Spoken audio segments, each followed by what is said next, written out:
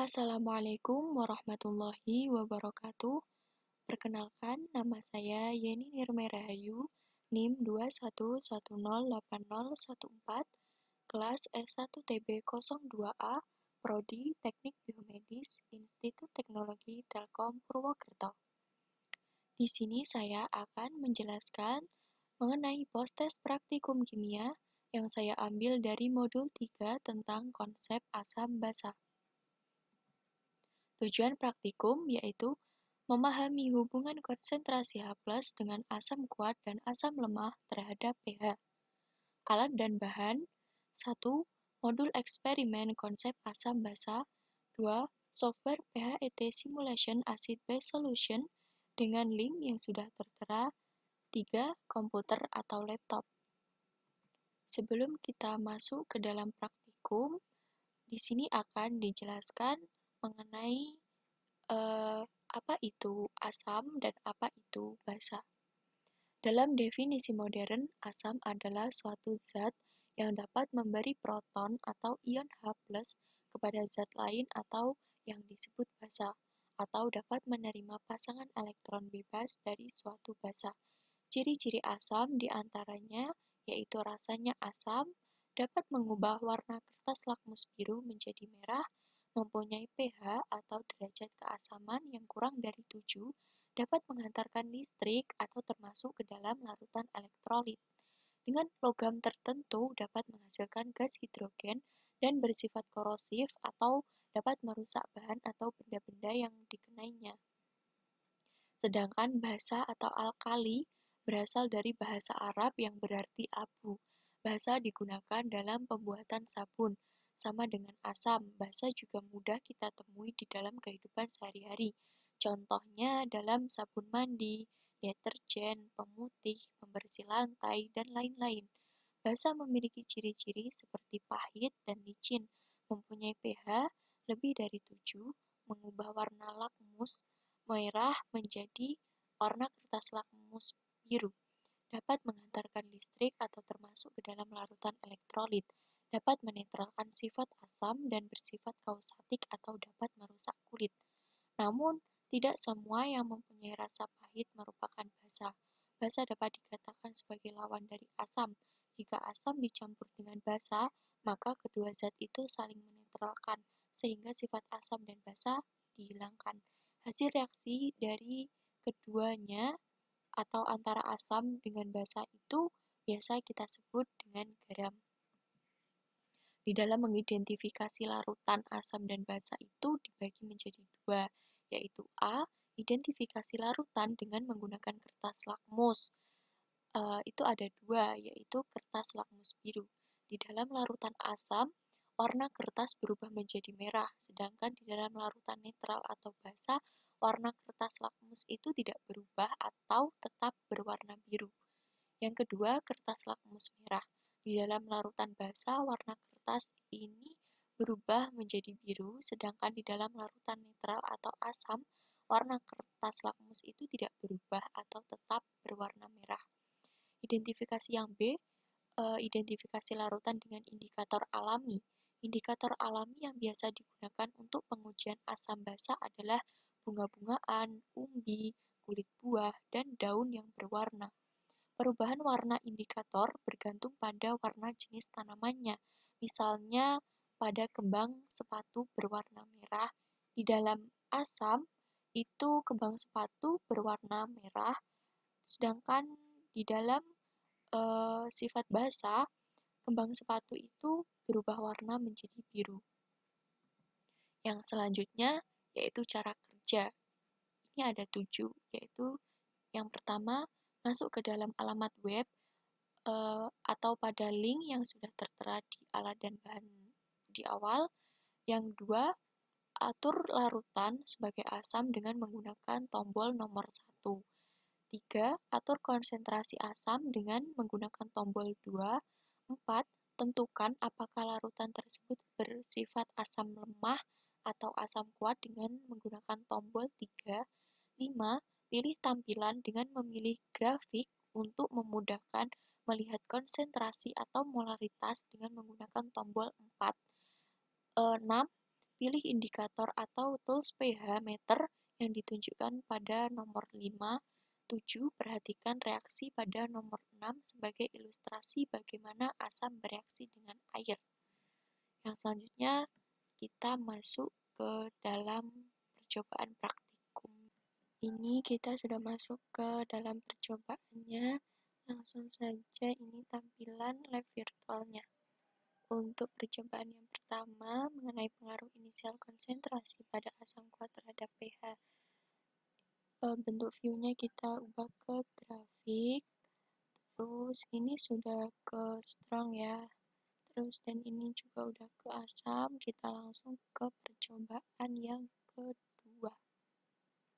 Konsentrasinya 0,01. pH-nya kita ukur. Nah, yang oranye ini H3O +-nya kita masukin ke hasil data.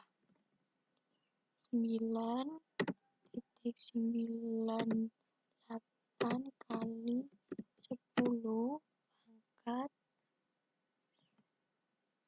-3.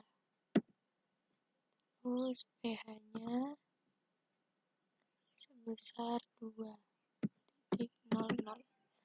Ke percobaan yang ketiga.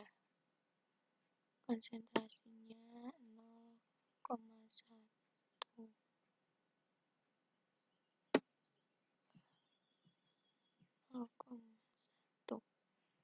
pH-nya 1,0. H3O +-nya 9,95 kali 10 belum diubah. 9,95 kali 10 pangkat -2. Terus pH-nya kita masukin 1,0. Nomor 4. Konsentrasinya 1. pH-nya 0,00. H3O +-nya 1,00. pH-nya 0,00. Nah, sudah selesai ya untuk percobaan satunya. Dan ini hasil grafiknya, hubungan konsentrasi dan H3O+. Ini membuatnya melalui Excel, nanti bisa diblok langsung dan pilih grafik berbentuk batang. Untuk percobaan yang kedua yaitu pengaruh inisial konsentrasi pada asam lemah terhadap pH. Kita selesaikan dulu yang bagian strong. Untuk yang nomor 2, konsentrasinya 0,01. pH-nya kita masukin ke hasil data ya. 1,00 kali 10 pangkat -2. Terus pH strongernya 2,00. Terus nomor 3, konsentrasi 0,1. pH-nya 1,00. H3O +-nya 1,00 dikali 10 pangkat -1. pH-nya 1,00. Untuk yang nomor 4 stronger, konsentrasi 1, pH-nya diukur dapat itu, kita masukin H3O +-nya 1,00, pH strongernya 0,00. Jika sudah selesai, kita lanjut ke yang bagian weaker. tombol strongernya ini kita ubah dulu ke weaker. Ini sudah weaker. Masuk nomor 1, 0.001, konsentrasinya kita geser langsung ke arah kiri. Nah, kita ukur pH-nya. Sudah diketahui, langsung kita masukin ke hasil data ya teman-teman. 3.16 kali 10 pangkat minus 7. Terus kita masukin pH weakernya 6.50. Yang nomor 2 konsentrasi 0.01, pH-nya 6.00. H3O plusnya 1.00 kali 10 pangkat minus 6. Terus pH-nya 6.00. Yang nomor 3 konsentrasi 0,1. Nah, ini langsung diketahui ya pH dan H3O plusnya berapa, langsung kita masukin saja di tabel. 3.16 kali 10 pangkat minus 6. Dan pH-nya diketahui 5.50. Yang terakhir nomor 4 konsentrasi 1. Nah, udah langsung diketahui. H3O plusnya 1.00 kali 10 pangkat minus 5.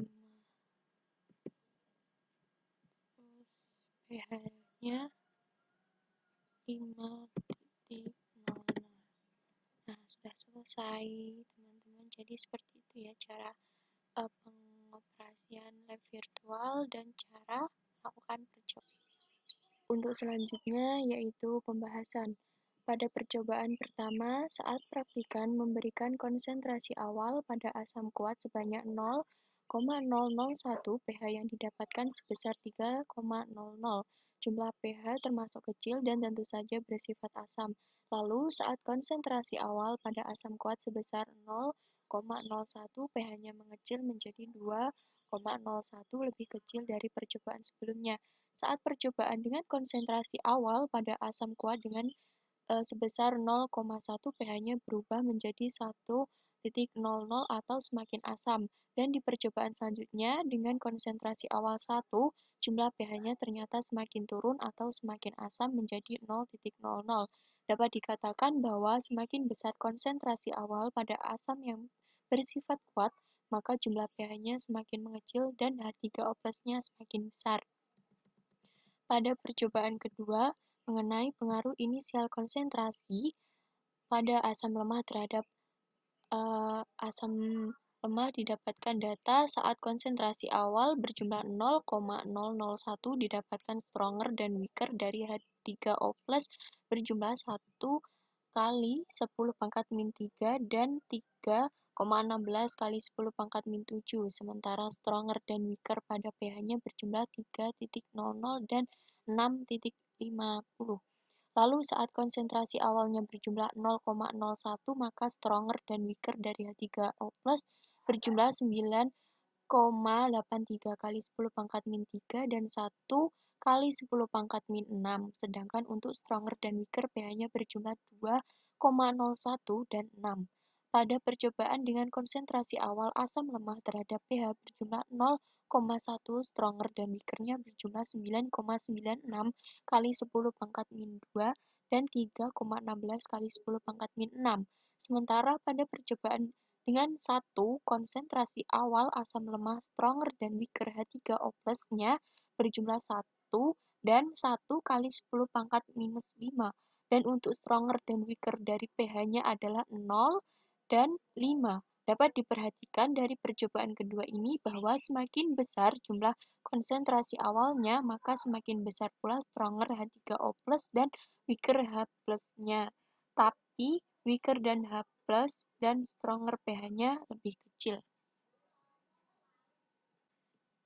Yang terakhir yaitu mengenai kesimpulan.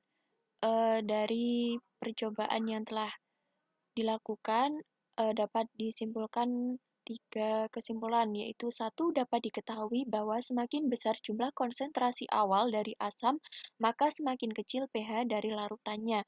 Dua, saat melakukan uji coba dengan asam lemah, maka akan terdapat atau memengaruhi stronger dan weaker yang terdapat pada pH dan memengaruhi konsentrasi pada H+. Dan tiga, pada kedua praktikum ini dapat disimpulkan bahwa besarnya pH dipengaruhi oleh banyaknya solvent. Sekian yang dapat saya sampaikan. Apabila ada kurang lebihnya atau ada tutur kata yang kurang berkenan, saya pribadi mohon maaf yang sebesar-besarnya. Sekian, terima kasih. Wassalamualaikum warahmatullahi wabarakatuh. Semoga video saya ini dapat bermanfaat. Terima kasih.